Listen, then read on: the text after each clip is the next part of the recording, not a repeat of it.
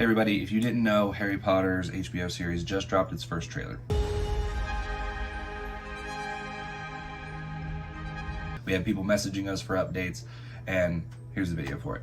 So, typically you would get like an initial 25-second teaser trailer. I think it was interesting here that we got a, full 2-minute something trailer. We got more than that. I think this was strategic. I think they know that there are some things that are turning people away, that have people anxious and nervous.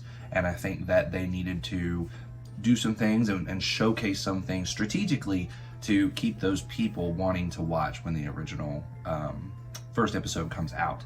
Okay, now first off, we're gonna talk about the wins. Okay, the wins from this trailer, and please go check out the trailer. I think you'll see some of the things that we were seeing in it. But the first win is, what we talked about the whole time. This does keep a deeper emotion level of the characters. It's going to showcase the characters on a deeper level than what we got to see in the films because we didn't have time. Look at this scene from Hagrid. Bravest people I ever met. They were funny and clever. So you get, you're seeing Harry's desire to know his parents. You're getting this heartfelt moment we did not get in the films. I think this is great. It's going to give some good backstory. It'll give us the feels. It will absolutely give us the feels. There's more detail and backstory to the secondary characters. Harry's aunt. His school life, these are things we didn't really get to see in the films, and we will get to see this in the series. So I think there's some more backstory there that everybody wants to see with secondary characters. We're talking about McGonagall. Janet McTear has an excellent look. Look at this. I mean, sure, she doesn't have that wholesome look of Maggie Smith, but who's going to replace Maggie Smith? Really? Nobody. This is probably the best that we can get. Look at the hat.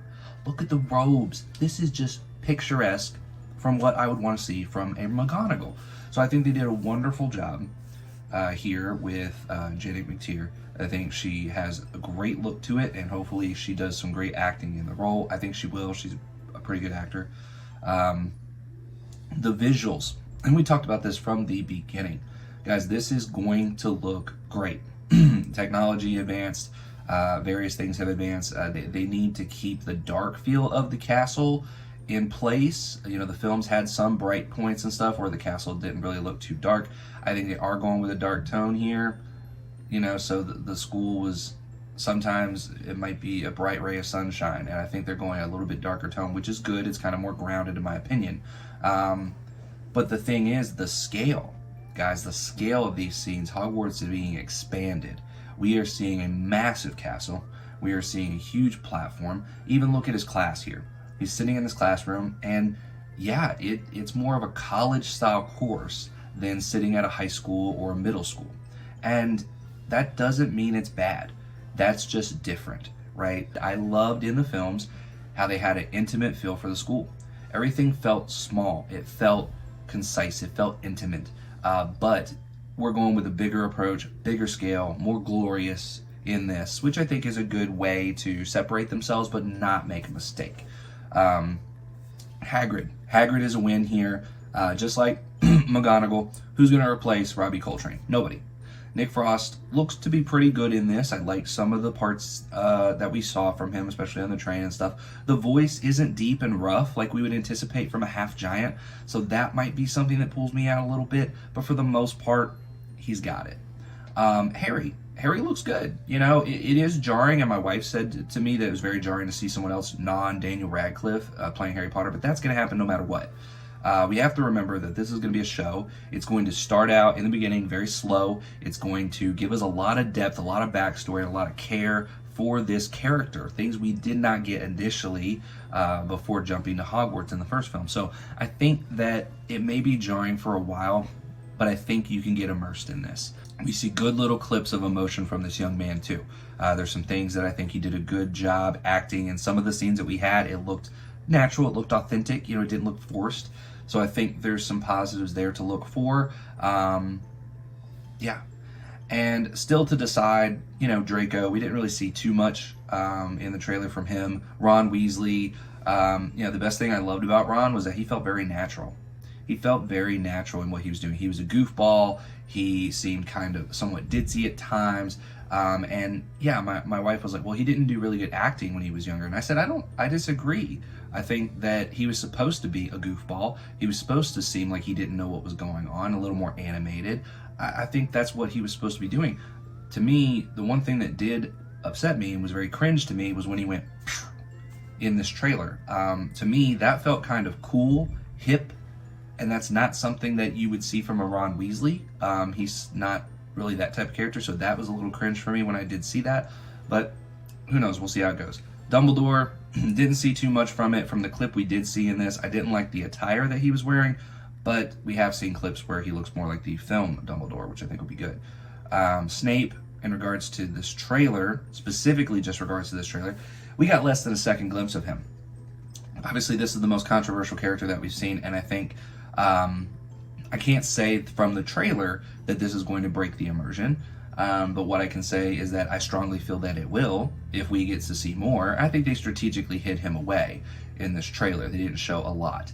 I'll say that, you know, there are photos of him, you know, such as, you know, this one here that hopefully I'm getting up on the screen. And this is atrocious to me. This looks like garbage. This does not look like what Snape would wear. Older wizards and witches are typically known for wearing 1800s attire, and having a robe that a zip-up vest is ridiculous to me. This doesn't look right to me. You know, you would need something that's more button or hook and eye fastenings for these garbs. I don't know. I'm gonna say from this trailer, we still don't know that much. But from the other things, I think there's a good possibility this fully pulls our immersion out. Now we'll talk about the losses from this trailer, just from this trailer, guys, and that is Hermione. I'm going to put it out there that Papa Sidhu as Snape was, you know, we were worried that he was going to pull us out of the immersion from this the most.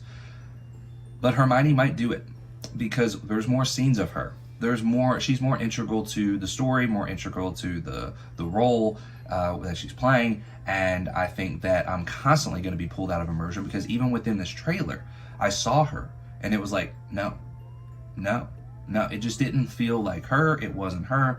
And look, these are small clips. This isn't much that we saw of her, but it does worry me. It tells me something's off, and it's like the Matrix. If you're in the Matrix, the machines want you to continue living in the Matrix. They don't want you to think you're in the Matrix and you're watching this and it's not real, right?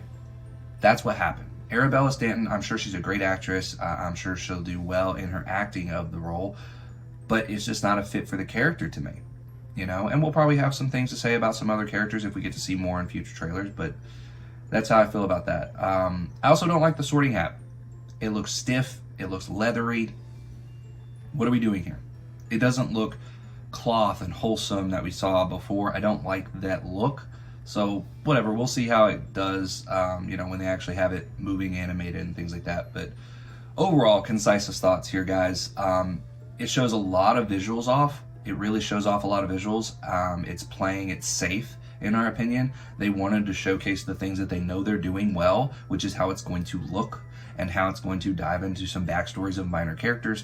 I think that is something that's big for this trailer, and I think that's what they were doing. I think they know that there might be some worries that the actors can't pull off accents, because we didn't hear a lot of them talk. We didn't hear a lot of speech from anyone, and that is somewhat concerning that maybe they're hiding that away because maybe they're not doing well in the accents because they didn't go full British casting. And they hid away the controversial Snape. They hid him away. They had him in less than a second of this trailer, and to me, it feels like they know what fans won't like. They're trying to hide from it, and they're trying to play it safe. At least that's for now. We'll see what happens in future trailers, but let us know what you guys thought about this trailer. Let us know if there's something that we didn't talk about or something that you had thoughts on. We'll comment back and forth in the comments down below.